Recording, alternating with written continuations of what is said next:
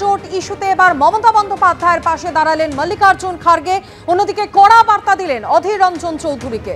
মমতা বন্দ্যোপাধ্যায় জোটের সঙ্গে আছেন সেটা স্পষ্ট। অধীর চৌধুরী সিদ্ধান্ত নেওয়ার কেউ নন, সিদ্ধান্ত নেয় হাইকমান্ড। আমরা যে সিদ্ধান্ত নেব সেটাই চূড়ান্ত হবে। আর কি বললেন কংগ্রেস সভাপতি, শোনাবো আপনাদের। ममता जी पहले तो उन्होंने ये कहा कि हम बाहर से सपोर्ट करते हैं, अब उन्होंने ये कहा है, लेकिन रिसेंटली और एक स्टेटमेंट उनका आया है कि अगर सरकार बनती है तो सरकार में हम शामिल हो जाएंगे। तो नेचुरली वो गठबंधन के साथ है, ये स्पष्ट है। अब रही बात अधीर रंजन चौधरी की, अधीर रंजन चौधरी निर्णय लेने वाले नहीं, निर्णय लेने वाले हम हैं, कांग्रेस पार्टी है, हाईकमांड है, इसीलिए वो हम जो निर्णय लेंगे वही सही होगा। हम जो तय करेंगे फॉलो करें, अगर कोई फॉलो नहीं करता तो वो बाहर जाएगा।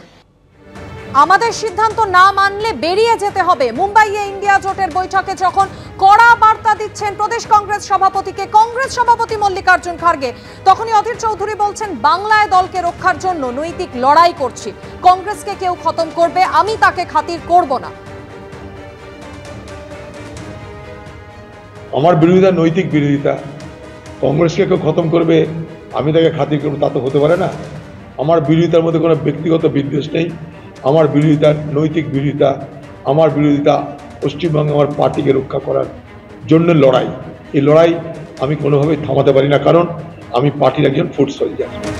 কংগ্রেস সভাপতি মল্লিকার্জুন খার্গে তিনি যখন প্রদেশ কংগ্রেস সভাপতি অধীর রঞ্জন চৌধুরীকে নিশানা করে কড়া বার্তা দিচ্ছেন, তিনি বলছেন যে আমাদের সিদ্ধান্ত না মানলে দল থেকে বেরিয়ে যেতে হবে। পাশাপাশি তিনি বলছেন অধীর চৌধুরী সিদ্ধান্ত নেওয়ার কেউ নন, সিদ্ধান্ত নয় হাইকমান্ড। এবং তার পাল্টা উত্তর যখন দিচ্ছেন অধীর রঞ্জন চৌধুরী, তখনই সেই প্রসঙ্গে কি বলছেন সিপিএম এর কেন্দ্রীয় কমিটির সদস্য সুজন চক্রবর্তী, দেখাবো আপনাদের।